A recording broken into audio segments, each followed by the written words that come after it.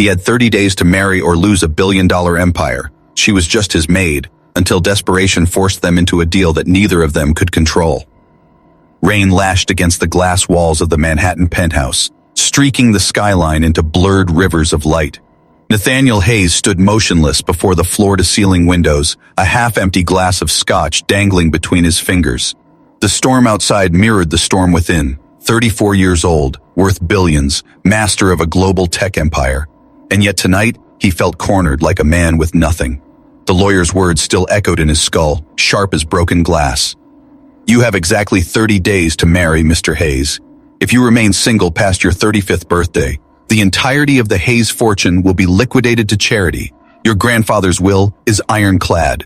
Nathaniel had laughed at first, a short, bitter sound that had tasted like rust in his throat. His grandfather, always the manipulator, always pulling strings, had managed to reach from beyond the grave, turning his life into one final chess match. Marriage in 30 days? Absurd.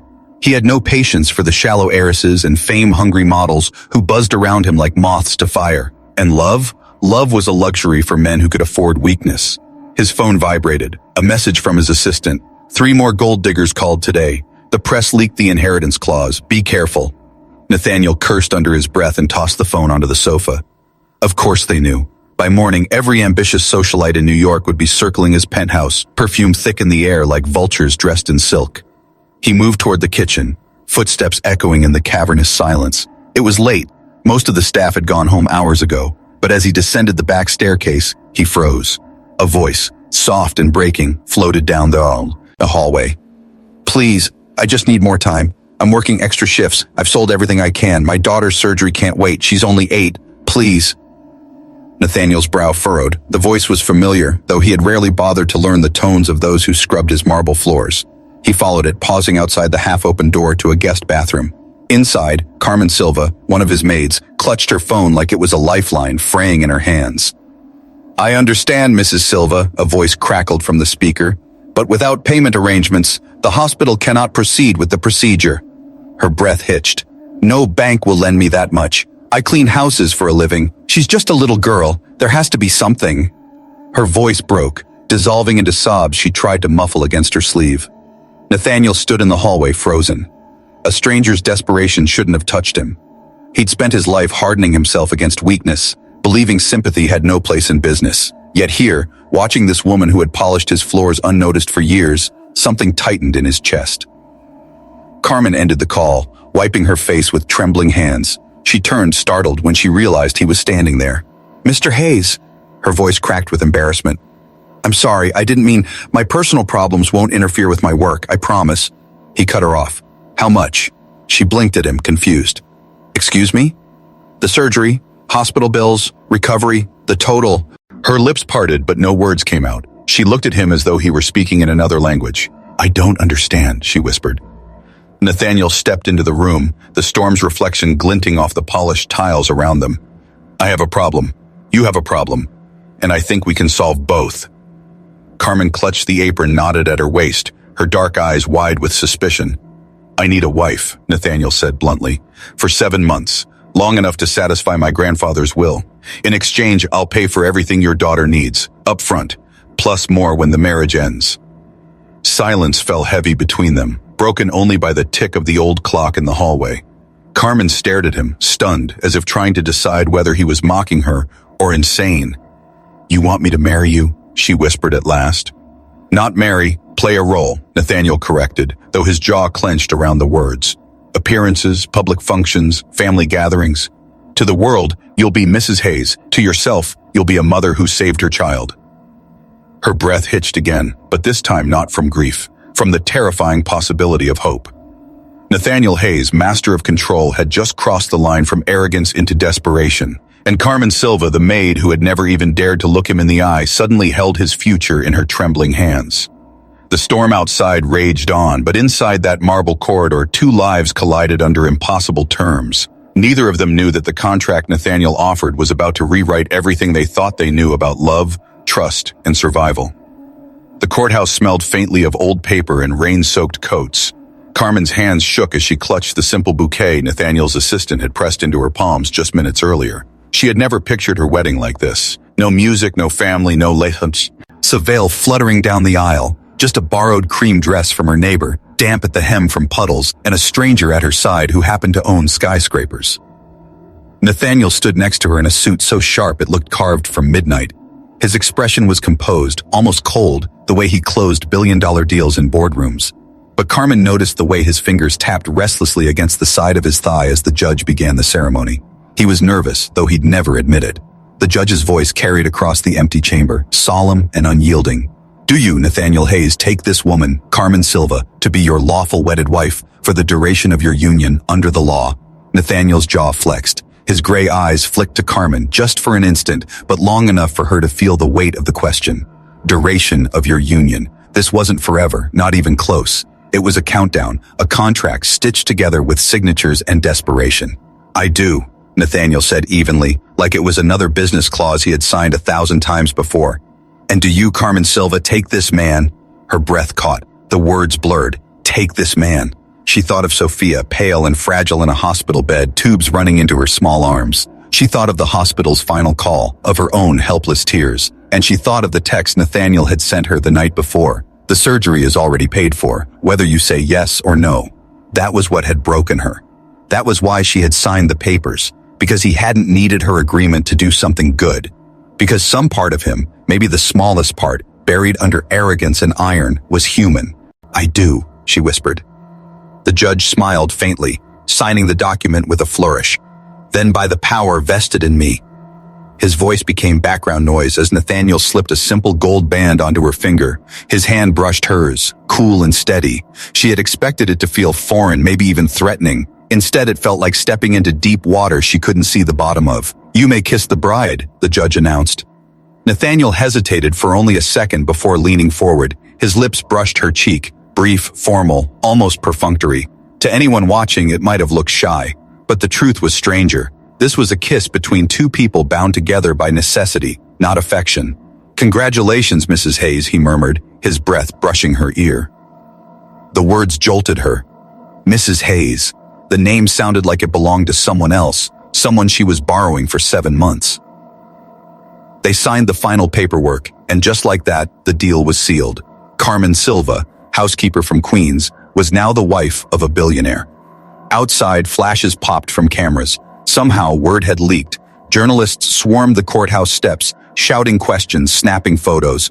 Mr. Hayes, who's the mystery bride? How did you meet? Nathaniel slipped an arm around Carmen's waist. His grip was firm, protective, and for one dizzying moment, she wasn't sure if she was acting or if he was. Love at first sight, he said smoothly, his voice carrying just enough warmth to convince the hungry crowd. Carmen stared up at him, caught in the performance, her pulse hammering. He had lied with such effortless grace, but what unsettled her most was the flicker in his eyes, the hint that maybe, just maybe, not all of it was a lie. By the time they reached his waiting car, Carmen's world had tilted. The city's roar seemed distant, muffled. She was Mrs. Hayes now, and the CO. And tract she had signed was more than ink on paper. It was a cage, gilded and inescapable.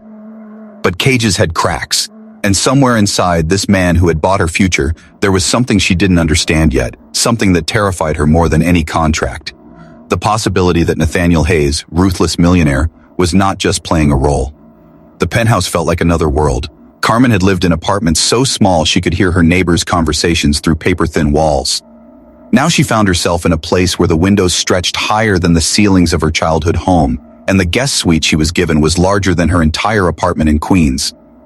Everything gleamed, marble floors, crystal chandeliers, silver fixtures. Yet despite the grandeur, she felt like an intruder wearing someone else's skin. Sophia's laughter drifted from her recovery room, where Nathaniel had arranged every comfort, a private nurse, a mountain of stuffed animals, even a pink canopy bed that made the little girl's eyes glow. For Sophia, this place was magic. For Carmen, it was a masquerade she wasn't sure she could maintain. Days blurred into a rhythm that felt both surreal and dangerous. Stylists arrived with racks of gowns and heels Carmen could barely walk in. Jewelers delivered glittering boxes as casually as she once carried laundry baskets. Every morning, Nathaniel's assistant dropped off a schedule filled with charity galas, boardroom dinners, society luncheons, events where she was expected to stand at his side and smile as if she belonged. At first, Carmen kept her distance. She told herself this was all performance, a 7-month charade, but the walls she built began to crack in places she hadn't anticipated. One night, long after the staff had gone, Carmen padded barefoot into the kitchen for a glass of water. She stopped short at the sight of Nathaniel, hunched over the counter, tie loosened, sleeves rolled up. The refrigerator door was open, spilling pale light across his face. He was eating cold Chinese takeout straight from the container. For a moment, she just watched him, the billionaire who commanded boardrooms, reduced to a man with messy hair and tired eyes. He noticed her finally, smirking faintly. "Don't tell anyone," he said. "Ruins the mystique." Carmen smiled despite herself. "So the great Nathaniel Hayes doesn't survive on caviar and champagne after all?" "Truth is, I hate champagne," he admitted. "It tastes like carbonated regret." The comment made her laugh, and something unspoken shifted between them. It happened again in smaller ways. Carmen began leaving sandwiches outside his office when she realized he worked 18-hour days without stopping to eat. She discovered his workshop in the basement, where vintage car parts lay scattered across workbenches. One evening, she watched him from the doorway as he ran oil-streaked hands over an old Mustang's engine, his face unguarded, alive in a way she had never seen before. "You know," she said softly, startling him, "you don't look much like a billionaire down here." "Maybe because down here," he replied, "I'm not." But the deepest crack came the night his parents returned unexpectedly from Europe. The dinner was suffocating, the air thick with crystal clinks and unspoken judgment. Eleanor Hayes, elegant in her pearls, regarded Carmen with the cool detachment of a jeweler appraising a counterfeit gem. Richard Hayes sat at the head of the table, voice as heavy as his reputation. "So Carmen," Eleanor began, her words sharp as glass, "Nathaniel tells us you were a housekeeper before all this. How unconventional." The table went still. Forks paused midair. Heat rose to Carmen's cheeks, but she forced her spine straight. "Yes, Mrs. Hayes," she said steadily. "I cleaned houses to support my daughter after her father died." "How tragic," Eleanor murmured, her smile tight. "And now, after knowing our son for what, 2 weeks, you've become Mrs. Hayes. What a remarkable stroke of fortune." Nathaniel stiffened, his jaw tight, ready to intervene. But Carmen lifted her chin. "I understand your concern," she said evenly. "If I had a son, I'd want to make sure any woman in his life loved him for who he is, not what he has." Eleanor arched an eyebrow. "And do you?" For a heartbeat, Carmen faltered. This was supposed to be a performance, a role. But then her gaze slid to Nathaniel, and she remembered the sandwiches on his desk, the calloused hands stained with grease, the man who had saved her daughter without hesitation. "Your son is the most honorable man I've ever met," she said firmly.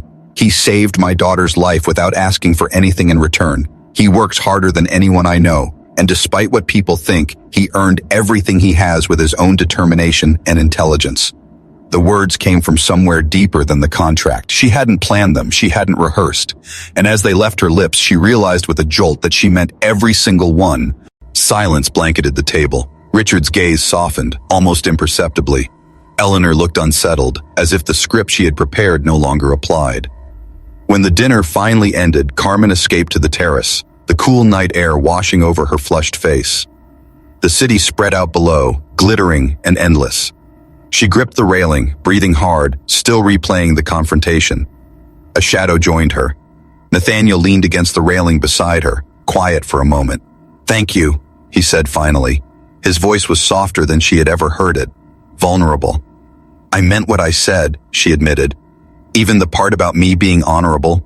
She turned to study his profile in the moonlight. He wasn't wearing the mask tonight. He looked like a man stripped down to the bone. Especially that part. They stood in silence, the city humming far below, something dangerous and unspoken stretching between them. For the first time since the courthouse wedding, Carmen felt the lines of the contract blur into something else. Something real. And it terrified her more than anything. The days that followed the dinner with Nathaniel's parents carried a strange new weight. Something had shifted, though neither Carmen nor Nathaniel dared to put it into words. The contract was still there, thick with clauses and signatures, but between the lines a dangerous intimacy had begun to bloom. Carmen noticed the change first in the smallest of ways. Nathaniel, who once vanished into his office at dawn and resurfaced only past midnight, began showing up at the dinner table. At first, he came out of obligation. He told her as much with a shrug and a muttered, "Appearances matter." But soon, obligation gave way to habit. He lingered when Sophia told her knock-knock jokes, even when her punchlines made no sense. He stayed late over bowls of pasta, listening as Carmen talked about the Puerto Rico and neighborhood where she'd grown up, or how her father used to fix broken radios for neighbors even when he had nothing left to give. He was still Nathaniel Hayes, the man who moved markets with a phone call. But in those moments, he became someone else, someone she wasn't supposed to know. One Friday evening, Sophia curled up between them on the couch, falling asleep during a Disney movie marathon. Carmen started to rise, but Nathaniel lifted the little girl into his arms as though she weighed nothing.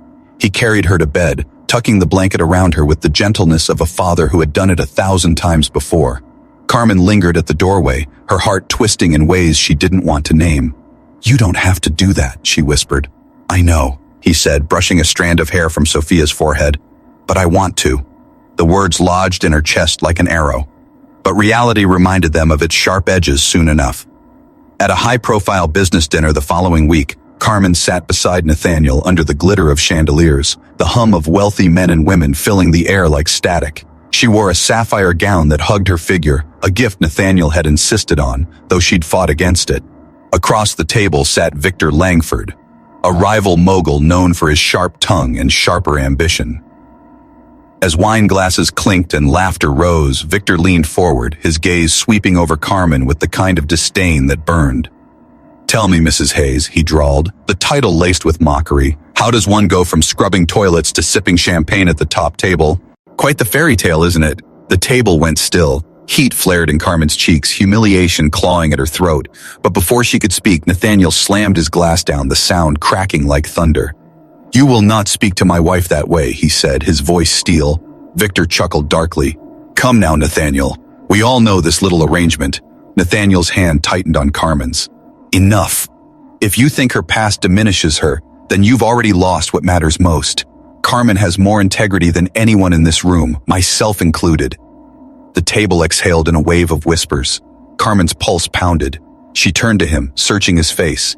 And for the first time she saw not just the man playing a role, but someone who believed every word he had just spoken. Later, back at the penthouse, the city lights spread out before them like spilled diamonds. Carmen tried to retreat to her suite, but Nathaniel caught her hand. "You didn't have to do that," she said softly. "Yes, I did." His voice was rough, stripped bare. Their eyes locked, and the air between them grew thick. For weeks they had been circling the edge of something unnamed, balancing on the knife's edge of pretense and reality. Now, there was no buffer, no contract clause to hide behind. Nathaniel stepped closer, his hand still wrapped around hers. "Carmen," he began, but the rest of his words tangled with the silence. She could have pulled away, she should have, but instead she lifted her chin.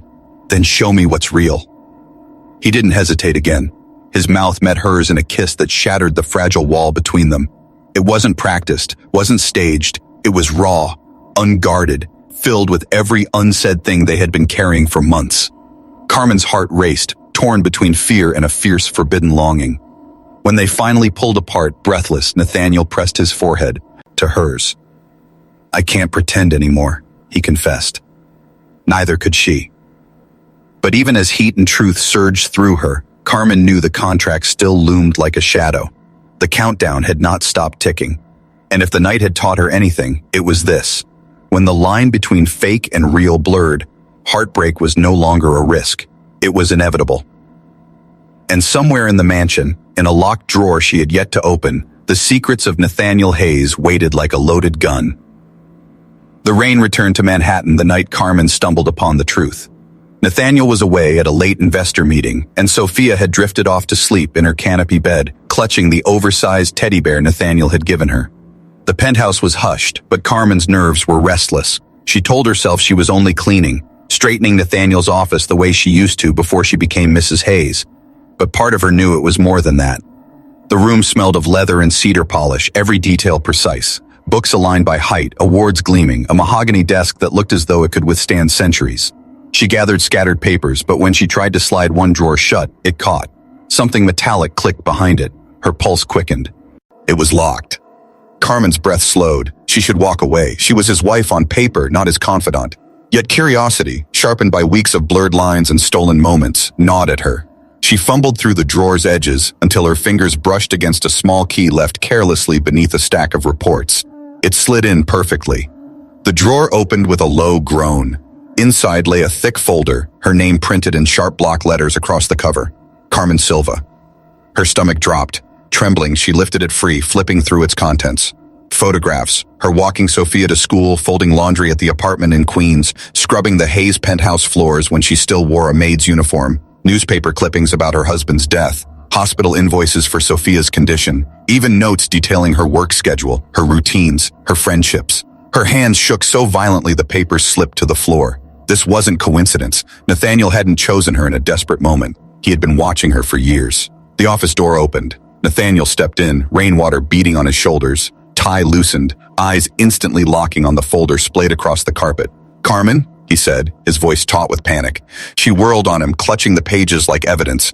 "You've been stalking me." Her voice cracked, the words raw. "All this time? You knew about Sophia before the marriage, before the proposal, everything?" "It's not what you think." "Then tell me what it is," she snapped, tears burning her eyes. "Because from where I'm standing, it looks like you orchestrated every second of this marriage like I was some business acquisition." He dragged a hand through his hair, the composed billionaire mask crumbling. "I first saw you at the hospital, 18 months ago. You were with Sophia, reading to her while she was hooked up to machine. You said you were terrified, but you smiled for her. I couldn't get the image out of my head." Carmen's knees threatened to give. "So you hired a private investigator? Tracked me? Brought me into your house under false pretenses?" "No," his voice broke. "That was coincidence. You applied here. I didn't plan that. But when I saw your name on the list, He faltered. "I couldn't stay away. Having you near, even if it was just cleaning the floors, it felt like something I didn't deserve." Her laugh was jagged, hollow. "So you created a contract, paid me like a possession, manipulated me into a marriage you'd already planned in your head." His eyes glistened with a torment she'd never seen in him before. The inheritance clause was real. The deadline was real. "But Carmen, I would have paid for Sophia's surgery regardless. I was already arranging it anonymously. The marriage..." His voice cracked. "That was the only way I knew how to keep you close without you pushing me away." Her chest ached, but fury rose hotter. "You don't fall in love with housekeepers, Nathaniel. You fall in love with fantasies. That's what this is. You built me into some fairy tale you could control." He stepped forward, desperate. "That's where you're wrong. I fell in love with you when you thought no one was watching, the way you sing Sophia to sleep, the way you helped Maria with her paperwork after your shift when you were exhausted yourself, the way you defend people who can't defend themselves." He pressed his hand to his chest as if baring his heart. "That's real, Carmen. This is real." Her tears blurred the city skyline beyond the windows. She wanted to believe him, wanted to collapse into his arms and surrender to the rawness in his voice. But trust was already shattering like glass around her feet. "I can't do this," she whispered, backing away. "Not tonight. Carmen, I said I need time." She fled the office, leaving the folder strewn across the floor, leaving Nathaniel Hayes, billionaire, strategist, manipulator, standing alone amid the ruins of his secret.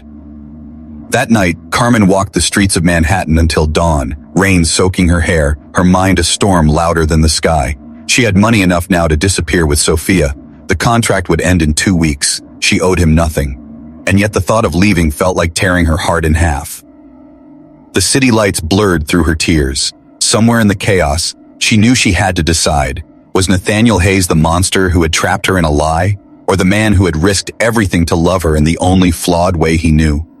The clock was ticking, and with every second, the line between betrayal and redemption grew thinner. The countdown had reached its final days. The contract that once bound them together like iron now hovered like a ghost between every look, every touch, every word left unsaid. 7 months, 7 impossible months, were almost over. And though Nathaniel Hayes had the power to buy empires, he knew he could not buy what he wanted most. Carmen. The morning sunlight slanted across the penthouse, catching on the gold band she still wore, the ring that was supposed to mean nothing. She stood at the kitchen counter, making coffee the way she always had, humming faintly under her breath. To anyone else, she might have looked like a wife at peace in her home, but Nathaniel saw the tightness around her mouth, the distance in her eyes. The folder she'd found still lay lies, a fracture between them. She had not mentioned it again, but she had not forgotten. She carried the truth with her, a weight heavier than all the jewels he'd ever draped across her neck. He wanted to explain again, to beg. But what could he say that hadn't already been said? Every time he opened his mouth, the words felt too small. So he stayed silent. That night, Carmen found him in his workshop, sleeves rolled up, hands raw with oil and grease as he dismantled an engine with violent precision. "You're going to hurt yourself," she said softly from the doorway. He didn't look up. "I've already hurt what matters most."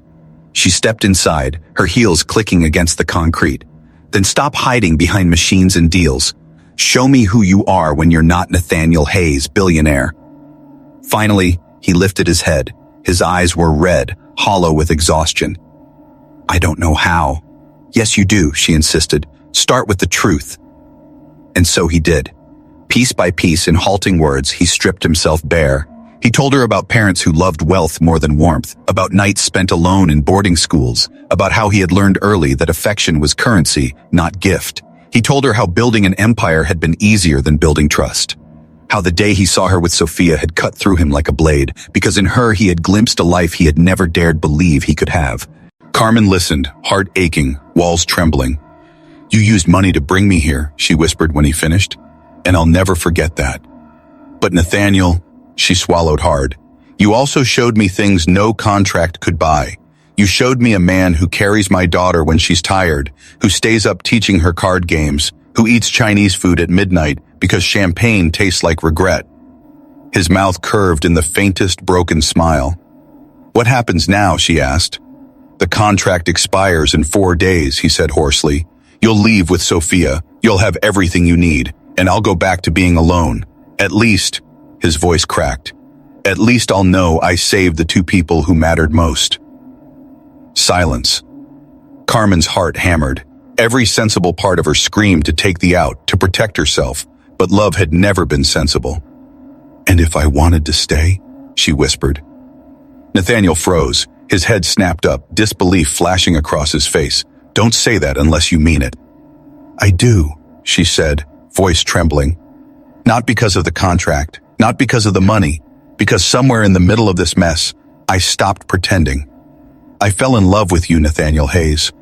Not the billionaire, not the boss. You." His breath shuddered out as though the air had been punched from him. Slowly, cautiously, he reached for her, his calloused fingers brushing her cheek. "Carmen Silva, I love you. I've loved you longer than you know, but this time I want you to stay, not because of a contract, because you choose me." She leaned into his touch, tears spilling hot and unstoppable. "Then let's tear it up. No money, no terms, just us." Nathaniel crossed the room, ripped open the drawer where the contract lay, and without hesitation tore the pages into shreds. They fluttered to the ground like broken wings. He turned back to her, chest rising and falling, and his eyes filled with something rawer than triumph, hope. Days later, when the deadline came, Nathaniel hosted what the world believed was a final family gathering to celebrate his inheritance victory. Cameras flashed, journalists clamored, his parents watched with guarded expressions. Nathaniel raised a glass. "Today marks the end of a contract," he said, his voice steady. Then he turned to Carmen, holding her gaze before the entire glittering crowd. "But it's also the beginning of something real. Carmen Silva Hayes, the world thinks we were married for convenience. But I know the truth. I fell in love with you. And today, with no contract binding us, I'm asking, will you marry me again? For real this time?" The room erupted. Gasps, murmurs, flashes of cameras. Carmen's breath caught. She saw not the billionaire, but the man who had tucked Sophia in at night, the man who confessed champagne tasted like regret, the man who tore up the contract without blinking. Her answer trembled in her chest but burst forth clear. "Yes." Applause thundered, but Nathaniel didn't hear it. He only heard the word that set him free. He pulled her close and kissed her, fierce, unrestrained, not a performance but a promise. Sophia clapped from the front row, beaming. "Finally," she cried. Laughter rippled through the crowd. 6 months later, under the open sky in Central Park, Carmen walked down an aisle of rose petals, not in a borrowed cream dress, but in a gown chosen from love, not necessity. Sophia scattered flowers as their beaming flower girl, and Carmen's mother wept with joy. This time, when the minister said, "You may kiss the bride," Nathaniel kissed her like a man who would never let go. And as fireworks lit the Manhattan skyline that night, Carmen whispered against his lips, "Our story began with a contract, but it ends with forever." Nathaniel smiled, pressing his forehead to he. "No, our story doesn't end, it just begins."